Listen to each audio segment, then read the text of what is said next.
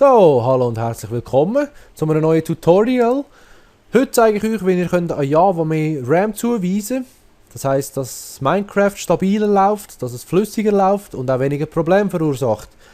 Weil viele Leute haben das Problem, dass Minecraft crasht wegen dem. Irgendeine Fehlermeldung wegen zu wenig RAM, bla bla bla bla bla bla.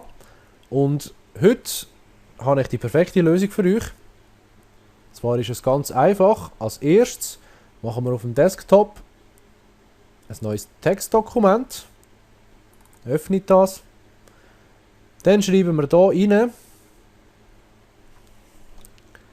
Java Abstand minus groß mx x mx 5120 groß M Abstand minus xms 5120 groß M Abstand minus Jahr. Oh ja, alles klein, stimmt. Dann Abstand und Gänsefüßli. Nach den Gänsefüßli öffnen wir den Windows Explorer und suchen die Minecraft-Exe-Datei. Wenn ihr die gefunden habt, klickt ihr hier oben in die Liste rein und dann habt ihr den genauen Pfad.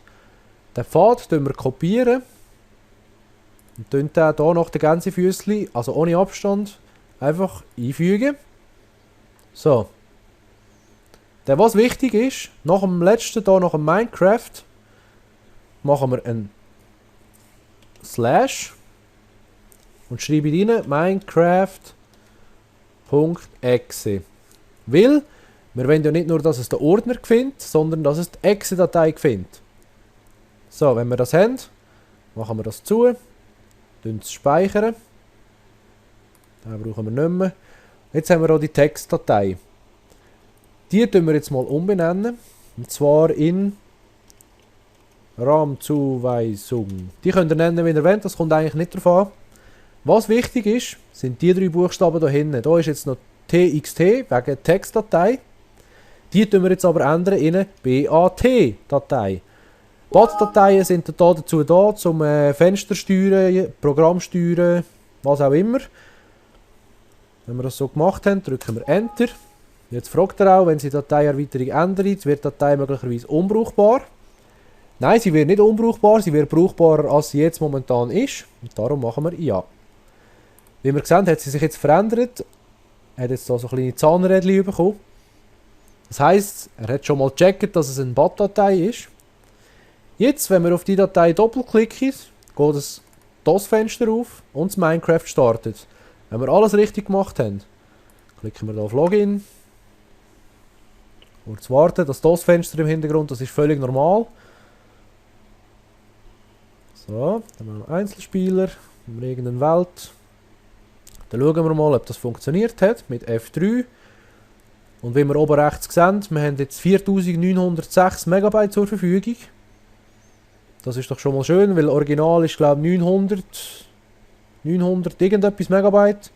Und das längert natürlich nicht weit, weil wie ihr seht, jetzt momentan werden jetzt zwischen 500 und 1400 Megabyte gebraucht. Das heisst, es wird sehr wahrscheinlich jedes Mal crashen, wenn ich es starten.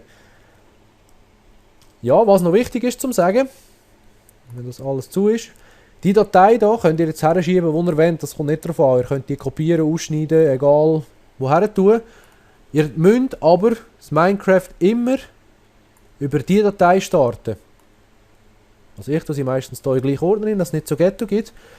Weil wenn ihr es über die Exe-Datei startet, dann startet es so wie immer mit 900 Megabyte. Und das wollen wir ja nicht. Also immer die BAT-Datei, die wir erstellt haben, starten. Ihr könnt die auch auf dem Desktop lassen. Ist gleich. Ihr könnt sie auch ganz einfach in Minecraft taufen. Das macht gar nichts. Einfach das BAT da hinten, das ist wichtig. Was vorne steht, ist egal. Gut, ich hoffe, ich kann euch helfen mit diesem kleinen Tutorial. Wenn ihr Fragen habt, schreibt sie in die Kommentare rein. Bis zum nächsten Mal. Ciao!